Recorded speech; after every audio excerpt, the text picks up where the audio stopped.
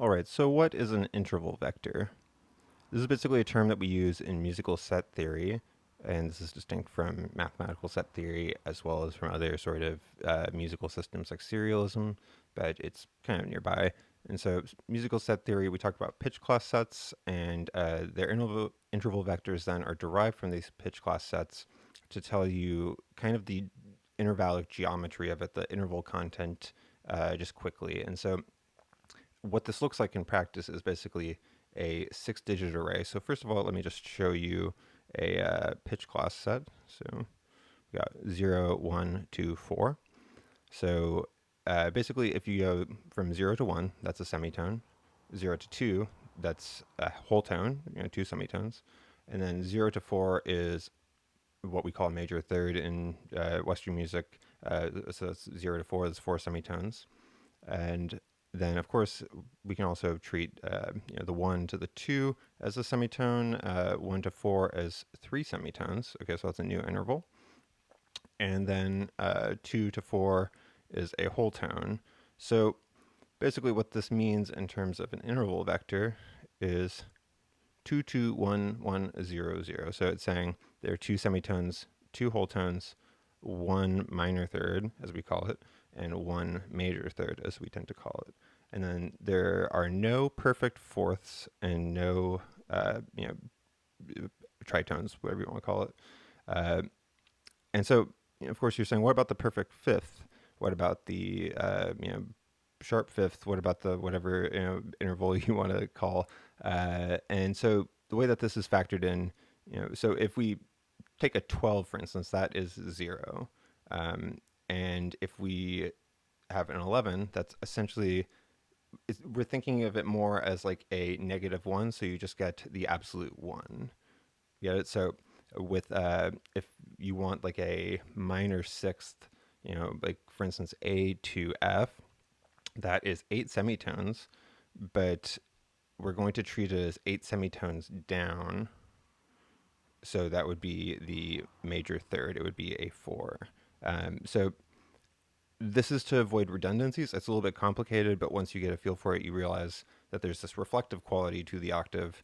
So basically, anything from 7 to 11, those intervals are represented by the semitone, you know, basically the reflection, the negative number, and then you treat that as an absolute. All right, so now something interesting about this here is, this interval vector is not unique to the previous set that I showed you. We can also get the same interval vector from 0, 2, 3, 4.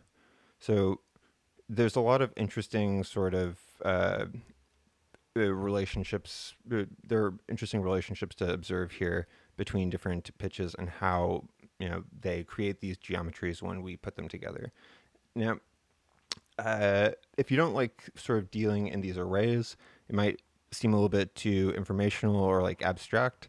I would say to think of this as a distribution, so like a probabilistic distribution, and you could think of it kind of like a histogram almost, and maybe having a visual graph instead of like the digits might be easier. So basically, this is the representation of the interval vector for this. So as you can see, it's mostly 0 to 2 and 0 to 1, and then a little bit less, 0 to 4 and 0 to 3. So that gives its own sort of distinct sonority and, sort of geometric flavor to the interval relationships. We were dealing with a 6-digit array, and you're now seeing a pi graph with 4 components on it. So the trick here is, of course, that the 0 to 5 and 0 to 6 interval were not in the pitch class set that we used as the example. So you only see 4 intervals represented here, and that basically means that this 6-digit array, it's often going to have zeros in it, and that should be seen as a lack of interval. In the case of 0, 1, 2, 4 and 0, 2, 3, 4, these are basically reflections of each other, and thus the same interval content. So, if you're saying 0, 1, 2, 4, and you take that, but you apply it negatively, then 0, -1, -2, 4, and you treat that -4 now as the sort of root, then the structure would be 0, 2, 3, 4. This is something that you might have to wrap your head around briefly, but what's amazing is that many of the set theory pioneers, such as Elliott Carter and Alan Forte and all these people, have compiled huge catalogs that are formatted and edited of this, and you can get this on Wikipedia for free. And so it's essentially saying, here's all the information, do what you will. It's a huge library of content that's indexed and quantified with these vectors and stuff. So that's very cool. But next I wanted to get into what's called z-relation. All right, so when we talked about 0, 1, 2, 4 and 0, 2, 3, 4, and they had the same interval vector, this was a case of a complement. So there was that reflective quality, or this sort of like ability to do the same thing in the other direction. And so z-relation, on the other hand, is basically when multiple pitch class sets share an interval vector, but they are not complements. Another example of this z-relationship that I'm getting from Wikipedia here, and again, I would urge you to check out the Wikipedia page. Just Google pitch class set list or something like that, and you will see a huge list of all the different sets and their interval vectors and their names and sort of their classifications by Elliott Carter and Alan Forte, as well as little MIDI files that you can listen to each one with. It's a little bit annoying because a lot of players aren't set up to quickly play MIDI that well, but it's a super powerful resource. So in this case, we see 4Z15A and 4Z15B.